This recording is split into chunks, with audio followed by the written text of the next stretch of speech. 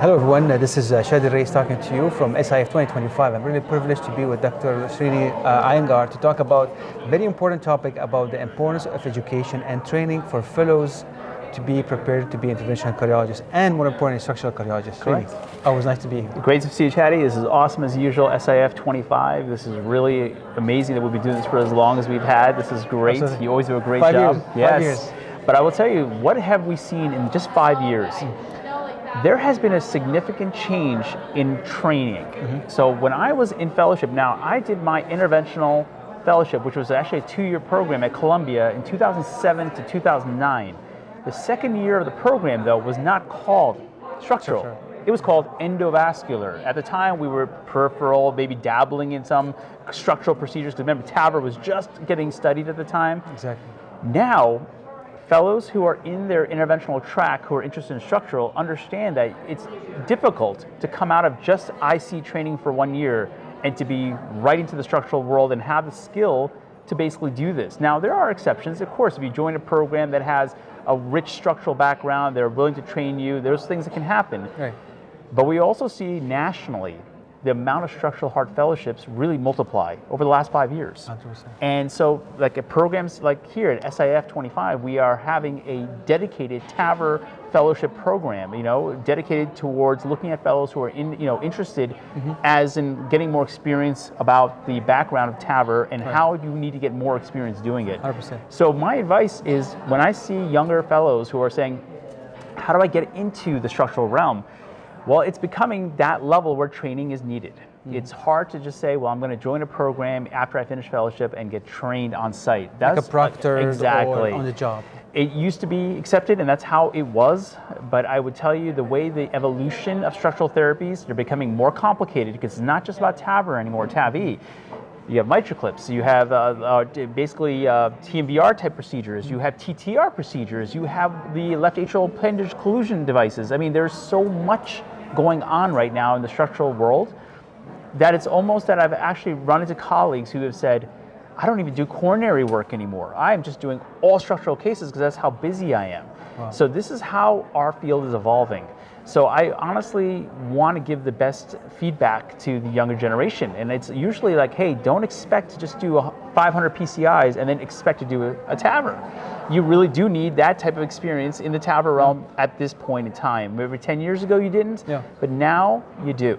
And also the complexity of the patient is changing because the bread and butter cases are being done everywhere. And then if you are a tertiary care center and you want to be a true structuralist, you have to really know your stuff because exactly. Cases are complex. That's why when you come to meetings like this, you see the complicated cases, and sometimes it really humbles you because you're seeing proceduralists, surgeons, and cardiologists doing cases that you're like, wow, that is a different level.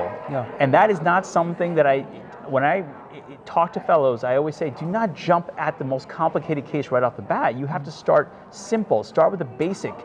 Really keep your complication rates low because at the end of the day, your reputation is very important, and obviously the safety of the patient even more important. Absolutely. But that's the bottom line. Expecting that your training was, well, I saw a couple of these cases in fellowship, my 1-year fellowship. It's not enough in this day and age. Whereas again, 10 years ago, people would have said, yeah, that's actually not, because TAVR wasn't as widespread. Right. Nowadays, like you said, standard of care is changing. 10 years ago, TAVR was still an exception. Today, it's a requirement for any open heart program really to have. You really need a TAVR program. 100%. And I mean, if you really want to keep your business and keep the patient, the community, everything going. And I feel like with the mitral space, with the left atrial appendage space, with the tricuspid space, every month it seems that we're getting a new device or procedure, and that takes time to learn. 100%. And it is something that I find fascinating because, if you look at electrophysiology has some changes, you look at maybe potentially even surgery, cardiothoracic surgery has some changes. I think the evolution in interventional cardiology is extremely fast and in multiple areas, like I just mentioned. So I do think training in these areas is critical. I don't think you can just assume you will go somewhere and learn on the job. It's too hard. As a director of the fellowship course at SIF 2025, so what is in the curriculum that you saw evolving over time, and what do you have for the fellows this Right. time? So at SIF 25, we have a TAVR dedicated fellows course. It's a Medtronic sponsored course. So we're talking about the superannular Evolute, FX Plus platform, which is the brand new iteration of the Medtronic Evolute device. Now, the truth is the data, thankfully, is supporting this type of platform in patients with severe aortic stenosis. So we are seeing more and more positive data with this particular platform, which is actually what we should be teaching. Right. What is the best device that we can utilize at this point in time? And this is it. And that's why I feel that it is very important that if fellows are going to learn a procedure, they should be learning the one that should be considered the best or standard of care. 100%. And TAVR is not just anybody can do it. We've seen companies try and not be successful in releasing TAVR platforms. So it is not just something that every major company can perform successfully. Yeah. So that's why I feel with this particular course, having the Medtronic Evolute FX Plus platform is something that all fellows who are doing TAVR should learn and should understand, because I think it's going to be eventually the standard bearer for how TAVR procedures are performed. And as you said, that the newer generation of fellows are taking, I don't want to say advantage, but they don't see the hard work that was done with the different iteration before.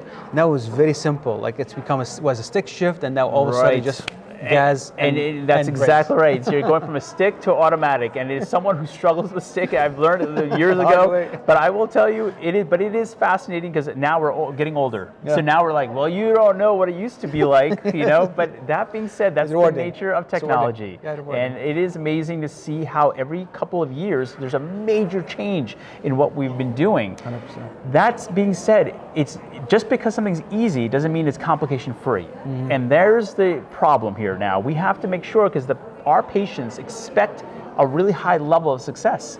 So you can't just say, well, the procedure got easy, but there's been some complication associated. Well, then why? So training is critical. That training, that background, the exposure to the, I hate to say it, but the bad, not just the good, is critical, because when you are doing the procedure, you have an idea of, wait, I remember seeing this, or I remember being in that case. We should probably do this, not this. And at the end of the day, do no harm. That's the number one rule. So fellows should understand, when you're coming out, don't jump at the procedure. Rather, is the patient appropriate for it first? And why is this patient on the table? Right. A lot of people don't know why. You just go and stick their own. Well, Srini, always pleasure to talk to you. And this is a very important topic about education and training for fellows in training. And as a director of the course for fellows at SIF 2025, thanks so much for being with us. Watch the videos and others on the YouTube channel. This is Chadi Alraies coming to you from Scottsdale, SIF 2025. Srini, thanks again. You got it, my friend. Thanks. You. Great seeing you. Thank you.